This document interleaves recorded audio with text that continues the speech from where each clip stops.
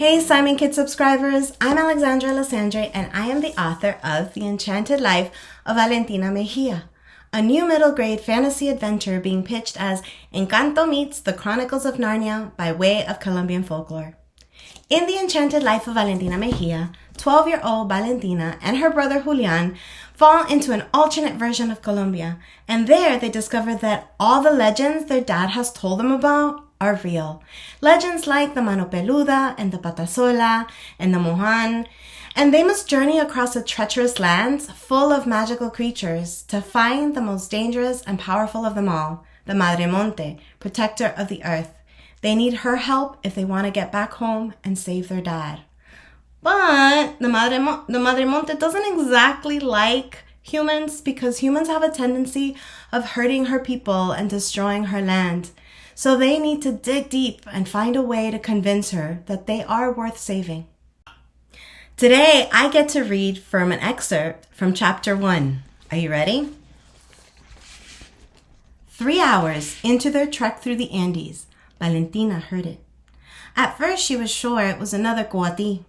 The whining of the raccoon-like animal had been following them for a few miles. Now she thought she heard the distinct sound of heavy breathing. The skin on her arms erupted in goosebumps.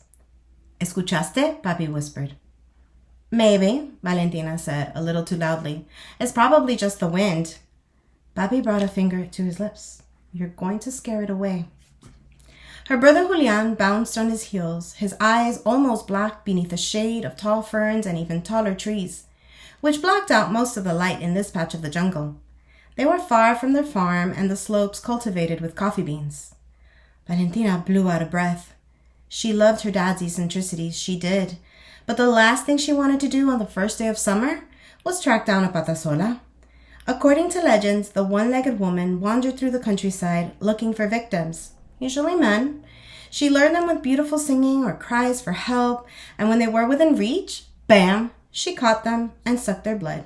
Kind of like a vampire, but cooler.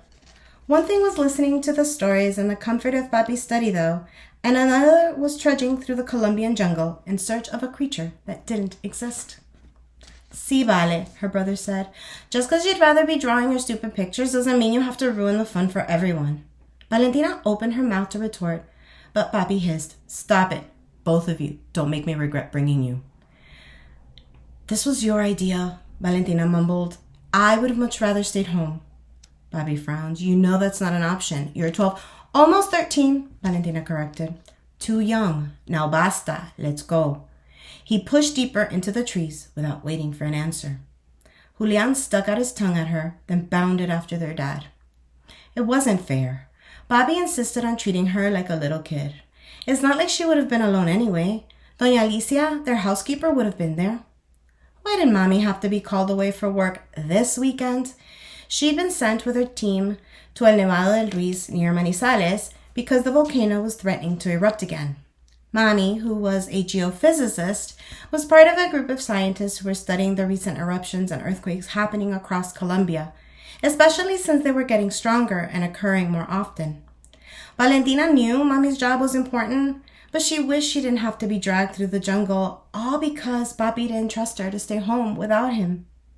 If you asked him, though, the reason he brought them was so that they could, quote, get to know the magic running in the veins of this country, as if magic really existed. Again, the heavy breathing came, sending shivers down Valentina's spine. "Wait!" she called, sprinting after her father and brother. She did not want to be left alone with whatever was out there. As she reached Julian, she pushed back the damp locks that had come loose from her ponytail. Sticky sweat dripped down her face and her t-shirt clung to her skin. She'd give anything to be in her room, drawing in peace and feeling the sweet, cool breeze drifting through her open window. It was her favorite spot on the whole farm. She and her brother walked in silence behind Papi as he scouted the area, listening closely for any signs of the imaginary patasola. But now, in the jungle, silence descended. No birds warbled. No coatis whined. Even the heavy breathing seemed to vanish. A twig broke ahead, and Papi froze. "Did you hear that?" But Julian mouthed, his eyes glittering with excitement. Valentina had, but that could have been any of the wildlife living here. Monkeys, snakes, mountain tapirs, bespectacled bears, even jaguars might be prowling around. She shuddered at the thought of coming face to face with a growling carnivorous cat. Bobby met their gazes and pressed a finger to his lips. Slowly, he slipped out a net from his mochila. He lowered a pair of heat vision goggles over his eyes and crept forward, keeping low to the ground. Beside her, Julian tensed. Part of Valentina wanted to roll her eyes and huff, "It's just another animal." But she couldn't keep her heart from pumping faster. Could it be? What if they really did catch a patasola? Would the creature look the way Bobby described her? One leg, matted hair, sharp fangs? It would be cool if all the creatures from Bobby's stories existed. Kind of like magic becoming real, a break from the boringness of farm life. She wouldn't say that out loud, though. Instead, she waited beside her brother beneath the shade of giant robles and watched as her inched toward the sound, the net clutched in his hands and goggles making him look like some sort of alien. Another twig snapped. Then came a shuffle between the ferns. Bobby crouched even lower, his mouth pressed into a thin line. Valentina edged forward, anticipation buzzing in her bones, and Julian gripped her arm. Neither of them spoke. In a single fluid movement, Bobby swung the net, and a shrill, piercing shriek echoed across the jungle. Well, that was it. That was the end of the excerpt of chapter 1. I hope you enjoyed it. Thank you so much for listening. Wait, you might be saying, what happens next? Did they catch a patasola? Well, you'll just have to read The Enchanted Life of Valentina Mejía to find out. But I can promise you, it will be fast-paced. There will be a lot of really cool creatures and animals. Some nice, some not so much. And there will be a lot of heart and humor. Well, thanks again for listening. I hope you enjoy it. Don't forget to subscribe to this channel.